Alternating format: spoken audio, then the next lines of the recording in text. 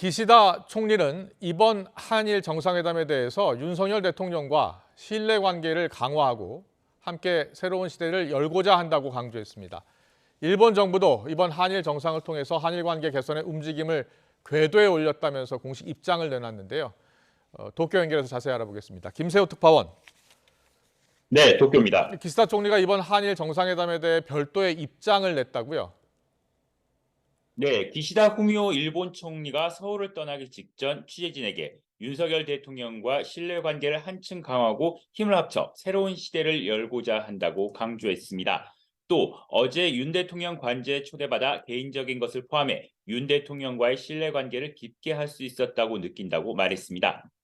마스노 히로카즈 일본 정부 대변인도 이번 정상회담으로 양국 정상의 신뢰가 깊어지고 한일 관계 개선 움직임이 궤도에 올랐다는 것을 확인했다며 일본 정부의 공식 반응을 내놨습니다.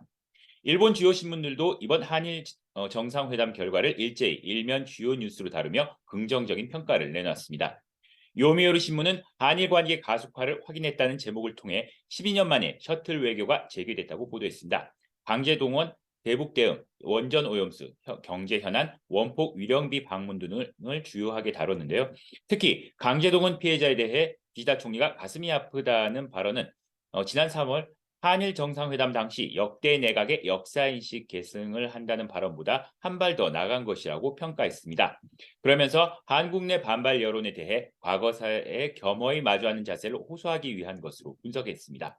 니혼 게이자의 신문도 한일 관계 개선이 궤도에 올랐다고 전했습니다.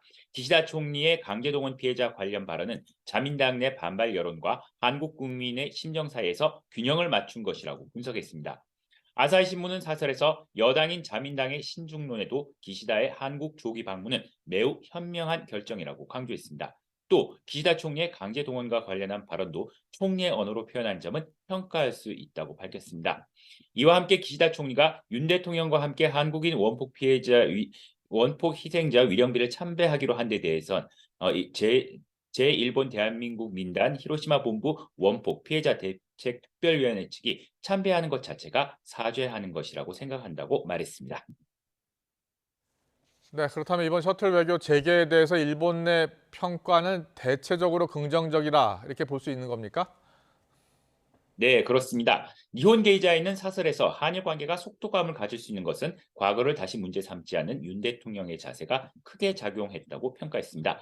요미우리 신문도 이번 한일 정상의 셔틀 외교 보고는 윤 대통령의 외교 성과라고 강조했습니다. 마이니치 신문 역시 기시다 총리의 조기 방안은 강제동원 문제에 대한 한국 측 대응을 일본이 평가했기 때문이라고 전했습니다.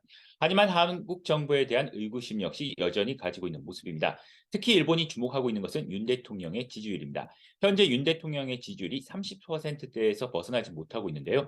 내년 한국 총선 수선 등을 앞두고 지금과 같은 대일 기조를 유지할 수 있느냐에 대한 의문을 가지고 있는 겁니다. 요미우리는 기시다 총리의 강제 동원과 관련한 발언의 경우도 윤 대통령에 대한 비판이 기세를 더할 경우 한일 관계 개선 기조가 다시 예전으로 돌아갈 수 있다는 위기감이 작용한 것으로 보고 있습니다. 이와 함께 앞으로도 독도 문제, 사도 광산 등 적지 않은 현안들이 산적해 있어 한일 관계의 변수로 작용할 수 있다고 보고 있습니다. 지금까지 도쿄에서 전해드렸습니다.